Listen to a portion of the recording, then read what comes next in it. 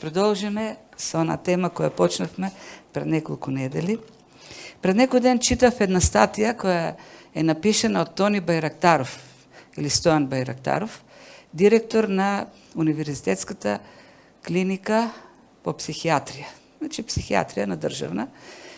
И во таа колумна, која напишал за не знам кој вестник, мислам дека Фокус, вели дека предозираноста со информациите во однос на новата пандемија е најопасниот убиец на менталното здраве на луѓето. Значи, тоа е неговата диагноза, дека многу повеќе луѓе денес ќе пострадат ментално од оваа епидемија, отколку што реално физички ќе пострадат. И навистина, многу луѓе се во страв, во депресија, постојано предозирајќи се или слушајќи единствено, следејќи ги сите тие опасности кои демнат и слушајќи сите оние случаи кои завршиле трагично. Темата која почнавме пред неколку недели да ја разгледуваме беше слушањето.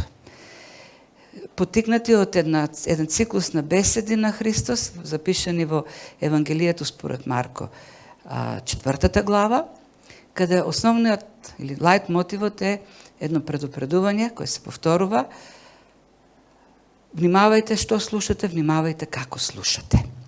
Бидејќи од она што слушаме, она што го грабнува нашето внимание, она со што се полниме, ќе зависи и нашето размислување, ќе зависи нашето говорење, а ќе зависи и нашето однесување. Тоа неминовно ќе се рефлектира во нашиот живот. И на крајот на тој циклус од беседи, Христос ученици се тргнуваат, им кажува дека ќе одат на другата страна на езерото, да одат да одморат, езерото го зафаќа бура, учениците се уплашуваат за животот, тоа се покажа дека тие и не слушале она како што треба или воопшто не слушале. Минатиот пат како еден контраст, како пример, го видовме Илија, пророкот Илија, и видовме неговата спремност да го слуша вистинското нешто, да го слуша Словото на Бог. Човек кој го слушаше Словото, чекаше да дојде тоа Слово, трпеливо, беше покорен и како резултат на таа негова спремност за Словото, послушност, покорност, доаѓаше ново Слово, тоест богооткровението кај него беше се појасно, тоест становеше се почувствителен за тоа Слово кој доаѓа од Бог. Така гледаме еден Илија кој е силен, смел, уверен од тоа што го прави. Но тоа не е целата слика за Илија. Би биле некоректни кон вистината ако станеме само на тоа. Ако отидеме малку понатаму, една глава, минатиот пат говорихме за 17-та глава, дел од 18-та, и сега во 90-та глава гледаме поинаков Илија. Гледаме една друга епизода од неговиот живот во која тој не е така смел, напротив, тој е плашлив. Тој е несигурен, истуштен, тој е во депресија. И не му се живее повеќе. Сака да умре. Доста му е веќе од се. Она што го кажува, на 2 пати што го повторува е: Господи, доста ми е повеќе. Сакам да умрем. Не ми се живее. На што се должи? Ајде да објасниме малку, да раскажеме што се случува во меѓувреме. Се случува она славна, позната битка или не битка, како судир. Судир на верување на планината Кармил. Тоа е сам наспроти 850 ваалови служители. Се покажува реалноста на живиот Бог. И Ахав, кој е сведок, царот Ахав, кој е сведок на тие случување, се враќа дома, кај неговата сопруга Езавела, Сидонската царица, и раскажува се што се случува, и таа се заканува: утре во истото време јас ќе го убијам Илија. Животот на Илија беше постојано во опасност. Не беше тој единствениот момент. Но некако во тој момент дојде до еден пат. Некаков, па и ментален, и духовен, и физички, во секој поглед, тој падна. испадна во една криза. И тргна да бега, ги напушти границите на Израел, од Самарија се сигна на југ, ја помина границите на Израел, онамо докаде што имаше власт Ахав и Језавела, влезе во градот Вирсаве, кој е во пустина, всушност, оттамо почнува пустината во северниот дел на Јудеја. Таму го отпушти својот слуга. Му рече, не знаеме што му каже, но го тргна од него. Сакаше да биде сам. И се насочи уште подлабоко во пустињата. Одеше, како што пишува, еден ден и снајден едно иглолисно дрво, пишува дека дрвото били, тоа бил неков џбун, грмушка, се сокри таму и остана во неков страв. Има многу контрасти. Ако го споредиме она што го гледавме минатиот пат кај Или и ова што сега го гледаме. Многу контрасти во и неговото однесување во се. Ко прво, основата на действување целосно се промени кај Илија. Основата на која што тој оперираше, на која што тој се движеше, решаваше да прави нешто. До тој момент, во целиот овој текст, во сите тие глави, до тој момент, како основа за действување, беше инструкцијата што ќе ја добиеше од Бог. Бог ќе му кажеше нешто да направи и тој одеше да го прави тоа. Ќе му кажеше Бог, оди кај потокот Керит и тој отиде таму. Му рече, оди во Сидон кај една вдовица и тој отиде таму. Така, тој действуваше преку инструкции што ги добиваше од Бог. Сега за прв пат тој како да действува на своја рака. Никој не му кажа да бега. Никој не му рече да отиде во Јудеја. И ќе видиме ние понатаму, неговото бегање продолжи. Тој отиде до најјужниот дел на Синајскиот полуостров, каде што немаше кај да отиде понатаму. Бидејќи го очекуваше едно океан. Можеби ако имаше и понатаму копно, ќе стигнеше до јужниот пол. Тој тргна да бега. Беше за разлика од порано, кога беше воден од една сигурност во инструкциите, тоа откривање што му го даваше Бог, сега тој действа од страв, уплашен. И затоа неговото однесување е конфузно. Нештата кои ги превзема на своја рака се тие тактики, тие солуци се слаби гледаме. И го водат кон уште поголем пат, уште поголем страв. Има еден контраст во фокусот. Она кон што ги насочува својот поглед или своите очи. Во претходниот текст, во претходните глави, гледаме дека тој живее со едно јасно сознание за Божјата иманентност, дека Бог е тука покрај него, дека тој е во Божјото присуство. Тој кога ќе застанеше да говори пред него и кажеше, се колнам во името на живиот Бог, пред кого сега стојам. Тој знаеш дека постојано е во Божјото присуство. Тоест, неговиот поглед или неговата перспектива беше Бог. Тој е со мене, тој ми дава сила, тој ме води. Сега како тој фокус да се измести и тој почна да гледа на околностите. Во неговиот фокус, во неговиот поглед беше заканата на Езавела. Во неговиот фокус беше учаната состојба во Израел, дезертерството на народот, на лошиот пат по кој што продолжи да оди народ. Неуспехот кој на крајот некако го доживеа. Иако беше верен, упорен, доследен, посветен, не се случија работите што тој ги очекуваше. И на сето тоа, на тие околности, на таа нека видлива реалност што го обкружуваше, беше насочен неговиот поглед. Не она невидлива реалност која е пореална и посигурна од видливата. И на крајот, или она што следеше, откако тој го смени фокусот, основата на дејство, дојде и промена на неговата состојба. Ако во 17-18 глава гледаме еден смел Илија, еден сигурен, уверен, тука Илија е уплашен, действува од страв. Тој можеше смело да застане неколку пати пред Ахав царот на Израел, без страв. И да му каже, да го предупреди за сите грешки што ги прави, за лошиот пат по кој што оди. Беше спремен да застане пред целиот народ, пред тие 850 пророци кои го залажуваа народот, кои го тераа да прави зли работи, кои го тера народот да си ги жртва своите деца. Не се плашеше, сега действа поинаку.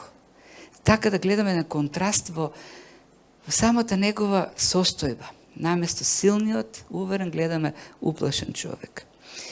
И еден контраст кој може би така е најочигледен, за разлика од порано, кој тој беше човек на дејство.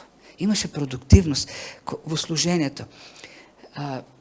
Се случува големи работи во неговиот живот. Беше покрај поток кој се сушеше поради сушата која беше насекаде, немаше дожд 3 години. Тој беше хранат од гаврани. Чуда се случува. Отиде кај вдовицата со малото дете кој умира од глад и со години не престануваа брашното и масото во тој дом. Умре синот на вдовицата, голема тага настана во домот, тој го воскресна детето. Голем работи се случува. Тој беше посветен да им служи на луѓето, да им помага на луѓето. Сега дури и својот слуга не сака да е покрај него. Го отпушти слугата. Нему се живееше повеќе, а камоли да мисли на другите, да помага на другите. Така да овде како гледаме како еден дезертер. Голема потреба имаше народот, во голема мака, големо зло имаше во Израел, тој излезе од Израел и тргна далеко од границите. Откажа помош. И сега некој се каже, зошто треба се тоа да го разгледуваме? Нели беше подобро да останавме на 17-18 глава, тамо каде што Илија е силен. Зошто има потреба да ја разгледаме и оваа страна? И прво зашто и Библијата не го сокрива. Тој дел, таа епизода од неговиот живот. И оно што мене му восхитува во Библијата е реалноста, тоест реализмот. Библијата е реална книга. Кога ние пишуваме, ги опишуваме животите на нашите херои во минатото или измислените херои, ги представуваме идеално, ги глорифицираме, ги митологизираме. Јас се сеќавам во оној друг систем во кој живеевме, имаше една илустрирана книга за Тито. И се разбира, мораше да биде представен како совршен лик. Имаше само еден момент од неговиот живот како дете, на Великден влегол во црква и украл едно великденско јајце. Тоа е единствениот недостаток во неговиот живот, единствениот греф што го направил. Инаку во се друго, тој беше совршен. Ние имаме таква склоност така да ги представуваме луѓето. Па дури и библиските ликови ги митологизираме и во црковниот календар оние ликови што ги славиме, па и Илија, пророкот Илија е голем, нели така, голема личност во православниот календар, Свети Илија на 2 август, и во тие наши понатамо човечки преданија што ги градиме, ги представуваме не како обични луѓе, туку како некакви божества. Како луѓе кои немали ников недостаток во животот. Но не е така. Еве гледаме во каква ситуација испаѓа Илија, пророкот Илија. Тој се смелиот Илија на крајот паѓа духовно, паѓа ментално, паѓа и бега, уплашене.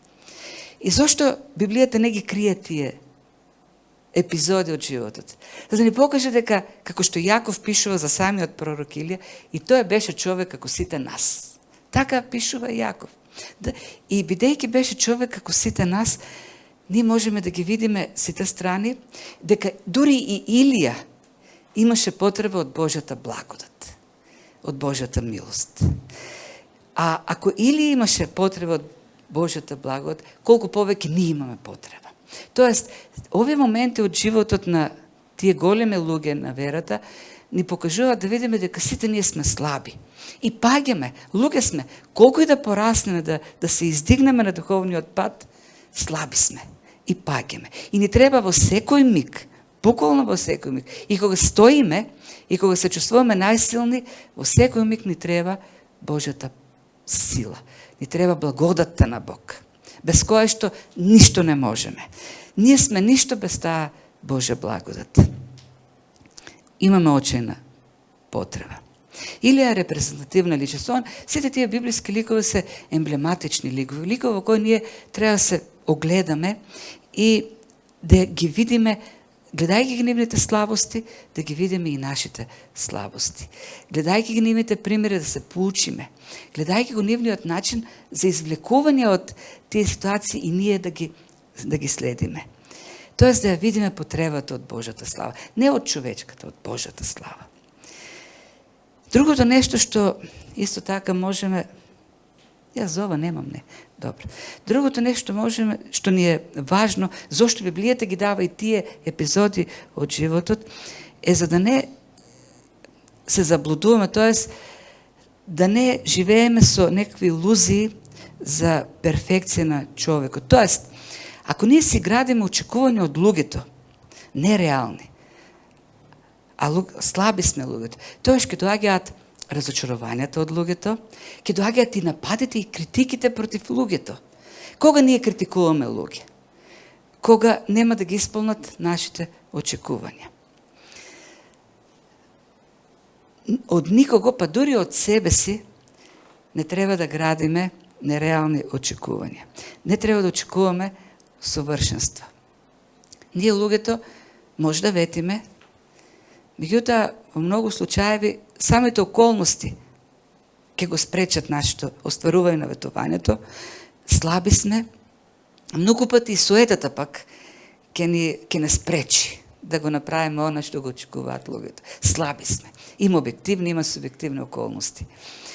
Не можеме да очекуваме, а црквата е пак заедница на луѓе. Да, веруваме дека е богочовечки организам, Бог е вклучен, но во крајна мера луѓе сме. И луѓето се разочаруваат од црквата, тоест од луѓето во црквата, зашто си градат нереални очекувања. Може би имало луѓе кои од Илија се разочарале во тоа време. Очекувале, имало 7000 луѓе во тоа време кои останале на вистинскиот пат да го следат Јахве. Може би те се разочарале. Кај сега да не води? Замина на 500 километри и повеќе подалеку од овде. Луѓе сме. Се може некој да каже, ама како е можно после сите тие откровенија од Бог, после сите тие чуда што се случија, толку да падне Илија? И може би некој ќе си каже, ако јас бев на местото на Илија, ги видев сите тие работи, како пред мене воскреснува човек, како не завршуваат ресурсите со години, јас никош немаше да паднам во таква ситуација. Не. Таквото мислење покажува необјективност. Необјективност прво кон самите нас.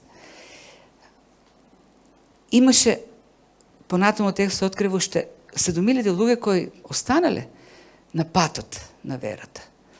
Меѓутоа, кај беа тие луѓе на планината каде што се симна огнот на Кармил? Кај беа тие луѓе? Кај беа да го поддржат, да речете, еве, ние сме со тебе? Знаете ли кај беа тие луѓе? Текстот вели дека тие луѓе беа сокриени во пештери и на други места. Се криеа. И тие луѓе не паднаа така како што падна Илија. Не го доживеа тој пат. Ама тие не беа на бојното поле. Тие не се бореа така како што се бореше Илија. Јас многу пати се восхитувам тоа колку смели луѓе има во Македонија. Македонија има многу храбри луѓе. Ако отворите Фейсбук, ќе видите колку храбри луѓе има во Македонија. Многу храбри луѓе. Знаете ли на какви работи се спремни? Знаете ли колку големи работи кажуваат? И големи вистини. Но скриени зад тастатурата. Спремни се на се зад тастатурата. Не знам дали ќе биде толку смели ако излезат на полето, тамо каде што се војува. И критикуваат скриени зад тастатурите. Илија имаше пат, ама Илија помина низ многу работи. Ги видовме сите тие нешта. или имаше страшни битки. Лесно е од една безбедна зона да ги оценуваме луѓето и да ги судиме за грешките што ги прават. Ако не сакаш да направиш никаква грешка, никош не работи. Седи настрана, не се вклучува во ништо и нема да имаш никакви грешки во животот. Ова ни покажува, сушност текстот, дека не треба да бидеме луѓе кои осудуваат. Нити да бидеме и само осудувачи. Ке видим малку понатом, Илија се осуди сами од себе си. Имаше неуспех, не дека тој самиот имаше неуспех. Не се случија работа како што може би очекуваш да се случат. И си рече, не сум ништо подобар од останатите, од моите предци. Сакам да умрам. Ние сме несовршени. Ни треба Божјата благодат, ни треба Божјата милост. И уште една работа што можеме исто да видиме овдека, и тоа се појавува како некакво правило, некаква законитост во животот на тие библиски личности, па и во нашата реалност. Паѓаме кога сме највисоко, тоест кога се чувствуваме најсилни. И паѓаме онаму каде што се чувствуваме најсилни. Соломон, најмудриот човек, познат е како најмудриот човек. Сакаше мудрост, Бог го дари со мудрост, ама живееше глупав живот. Падна токму на испитот на мудроста. Ако сме доследни на книгата Поговорки, неговата книга Поговорки, паметот му дошол дури кога го остарал. Тој уж разбал која е суштината, која е смислата на животот. Не е најмудриот човек, падна на мудроста. Петар беше најсмелиот од сите ученици. Тој беше оној кој 3 пати се откаже од Христос. Не го ни познаваме с кој тој Христос. Уплашен, во страв. Една слугинка дојде и рече, јас те знам, сум те видел, ти си од Галилеец. Нема врска, вели Петар, не сум јас. Никош не сум го видел јас, тој Христос. Има предупредување кој го дава апостол Павле, оној што мисли дека стои да внимава. Кога стои да внимава да не падне. Оно што е долу паднат веќе, тој нема што да внимава. Ама кога стоиме, тогаш да внимаваме да не паѓаме. Да се вратиме пак на Илија. Ке се задржиме повеќе на овие зборови. Тоа се единствените зборови што ги произнесува Илија во оваа време на криза во која се наоѓа. Ке се задржиме на нив да видиме кој е проблемот, која е ситуацијата со него. Тој се наоѓа во класична депресија. Тој се повлекува, бега од сите настрана, во страв, се самосожалува на 2 пати, чувства неуспех, му тежи тоа чувство на неуспех, на вина, дека тој е виновен, за тоа ја губи таа вера, дека ќе одат работите подобро, раздразнете, луте, кога доаѓа ангел, тој во лутина кажува некои работи, и исцрпен. Тој е истуштен. Целосно, физички и ментално истуштен. Да се вратиме на темата на депресијата. Пред некој ден, или кога беше вчера се чувме со едно семејство од Бугарија кои долго време живеат во Лондон. Мажот заврши теологија, но никош не се занимавал со тоа, а жената заврши психологија во Бугарија и долго време работат нешто друго. Сега останале без работа. Жената вика, ќе се вратам пак на психологијата, да ги подновам знаењата, зашто сега во оваа ситуација не познаваме нито еден кој е разболен од COVID-19, само слушаме дека има. Од многуте пријатели што ги имаме, нито еден не се разболел, но знаеме многу пријатели кои од март месец не излегле од дома и се во страшна депресија. Проблемот, тоа е сериозен проблем, ќе биде посериозен проблем од останатите аспекти на болеста. Ке има и други сериозни аспекти, како економската криза. И знаете ли, интересно што вели статистиката?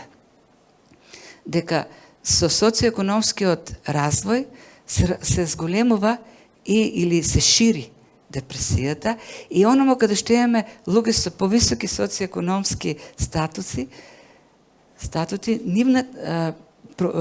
присутноста на депресијата е поголема, отколку таму каде што луѓето живеат во пониски економски услови. Сериозен проблем.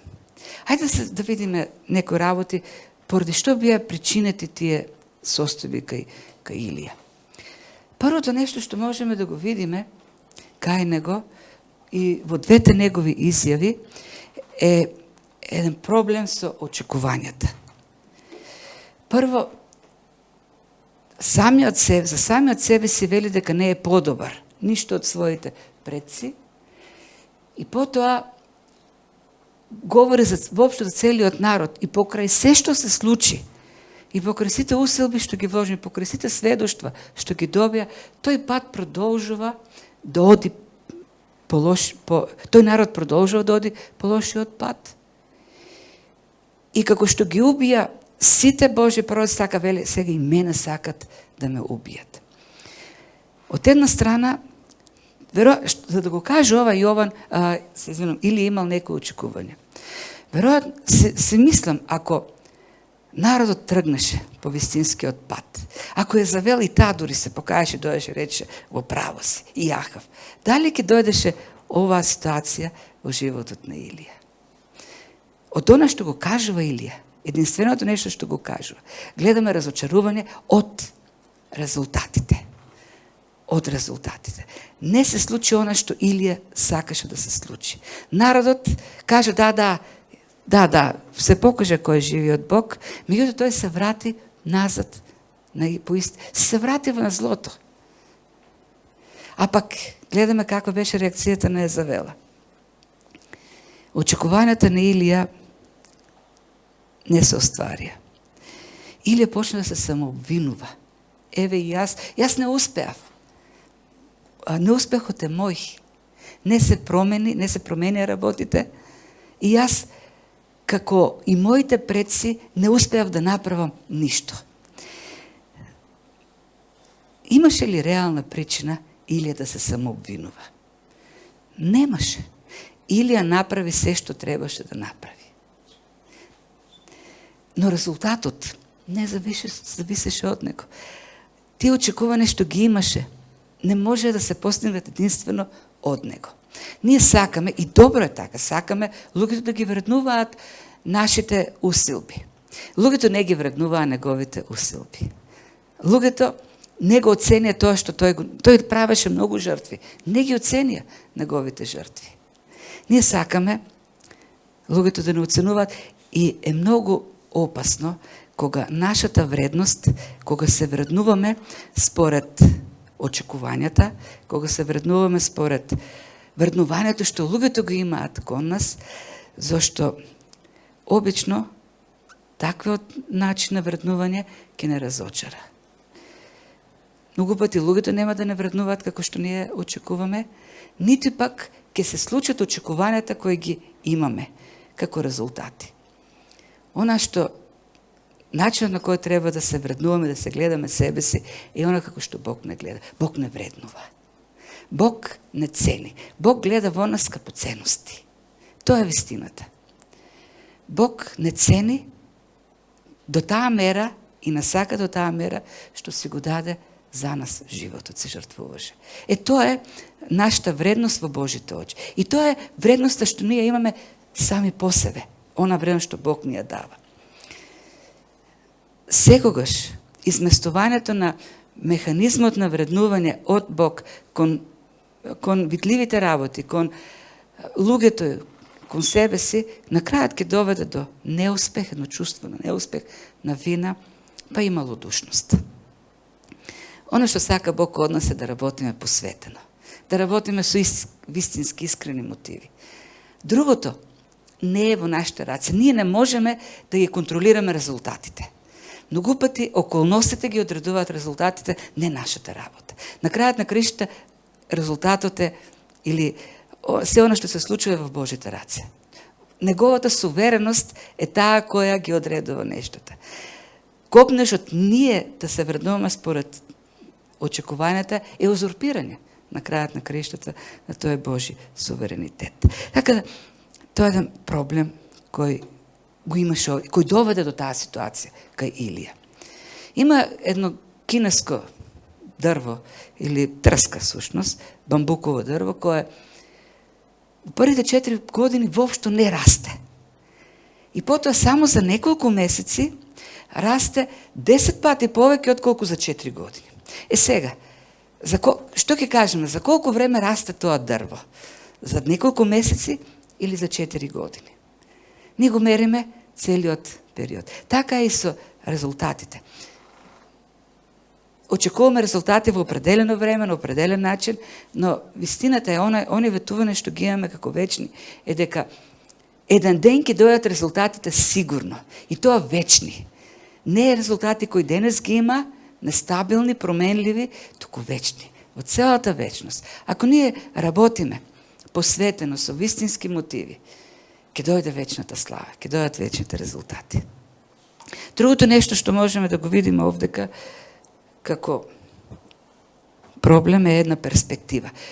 Тоест, очекувања неостварени и една промената перспектива. Како што кажуваше на почетокот, Илија цело време действуваше и живееше со перспективата со она божествена перспектива. Тој ги гледаше нештата од една вечна перспектива. Ги гледаше нештата преку очите на Бог. Покорувајќи се на она што го откриваше Бог. Во еден момент тој ги симна очите. Ја симна таа перспектива и се зароби во оние видливи земни работи, се зароби во проблемите. Како да го сврти двогледот, како да почне да гледа од спротивната страна на двогледот. Ако не гледаме од правилната страна на двогледот, секој ни изгледа далечно, недостижно. Или како да почне да гледа на таков начин, за него надаш Бог се смали, го исчезна од погледот. И единствено што имаше околу него беа проблеми, смртна опасност, една зла реалност, отстапништво на народот. Тие беа нештата кои почнаа да го покриваат, да го затемнуваат погледот на Илија.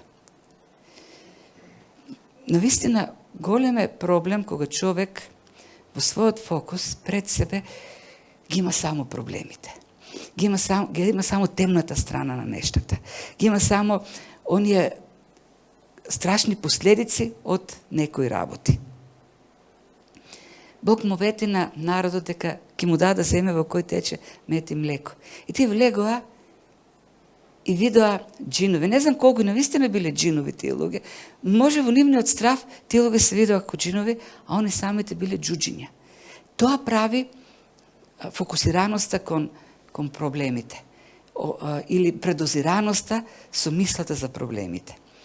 Проблемите стануваат непреодливи планини, а Бог е мал, го нема никаде. Има една песна која ние сакаме да се пееме, која е филозофија всушност на животот, која ја посакуваме за прекрасно утро, прекрасен ден, за радост, исполнето со радост, бидејќи се ни оди како што сакаме. Се е според нашите очекувања. Но таквата представа е нереална и ретко се остварува. Има една друга, по-реална ситуација, а тоа е нешто да не одат како што очекуваме. И тоа што значи? Нема радост, нема прекрасно утро, нема прекрасен ден. Апостол Павле на едно место во Филипјаните 4 глава 4 стих вели: радувајте се, и пак ќе ви кажам, радувајте се, секогаш радувајте се. И тој тоа не го пишува од хотел со 4 или 5 звезди или кои се сега така најелитните хотели, го пишува од римска древна темница, од затвор, оковане во синџири. Околу него има стражари со меч. Очекува пресуда од царот, императорот Нерон, која може да биде и пресуда за екзекуција. Надвор пак има еден куп луѓе кои така се однесуваат за да му ги влошат состојбата во затворот. И тој вели: радувајте се. Зашто јас се радувам? Зашто знам дека никој не може да го стави во окови моето општење со Бог. Никој не може да го затвори Бог. Никој не може да ме оддели од Бог. Никој не може да ме оддели од неговата љубов. Јас си во оковите, сум заедно со Бог. Бог е покрај мене и имам заедништво со Бог. И затоа утрото е прекрасно. Затоа денот е прекрасен. Нештата не се како што очекував. Тој очекуваше можеби да отиде во Рим слободен и да проповеда слободен. Меѓутоа, тоа беше реалноста. Но тој пак беше радосен и во таквата реалност. Утрото беше прекрасно за него, денот беше прекрасен, радостен беше, зашто знаеше дека се уште управува Бог, тој е на престол и тој е со него. Таквата филозофија, таквата перспектива на животот ќе ни помогне да живееме според. Тоа е всушност живот според вера. Што значи да се живее според вера, а не според гледањето? Да имаме фокусиран поглед кон Бог. Бог е невидлив, тоа е невидлива реалност, но посилна и пореална од видливата реалност. И тогаш ќе можеме да работиме преку вера, не преку гледање, преку вера да гледаме, да работиме, да продолжиме да работиме. Не да бегаме во страв, не да се осамотуваме, не да се плашиме, не да спаѓаме, туку да го правиме она што се очекува да го правиме од нас секојдневно. И на крајот, стратегиите, веќе кажав нешто, се сменят тие стратегии. Порано Бог, Лилија правеше она што треба да го прави, сега почнува да бега. Сега е водена од страх. И тие стратегии го тера, или таа стратегија правеше тој уште повеќе да паѓа. Подолу. Уште поголем пат. Што да кажеме на крајот? Ај, ќе завршам сега со ова. Нереалните или подпирањето на очекувањето на резултатите или градење на сигурност, на една самодоверна, една вредност во нас на тие резултати, кај гледаме кај Илија заврши со една страшна депресија кај него. Тоа доведе и до промена на перспективата. Тоа повеќе не гледаш на Бог, гледаш на проблемите. Тие работи, нереалното очекување, промената на фокусот на животот, нашите слаби човечки стратегии на крајот доведуваат до пат, до несигурност, до очај, до страв. Затоа, она што на крај сакам и во ова време, на стравови, на опасности, да остане нашиот фокус вперен кон Бог. И нашите инструкции, нашето раководство, основата на која действуваме, да остане верноста кон Бог, нашата вера кон Бог. Таа ќе не држи силни, уверени, да не паѓаме. Зашто на крајот на краиштата ние не сме само тело, ние не сме само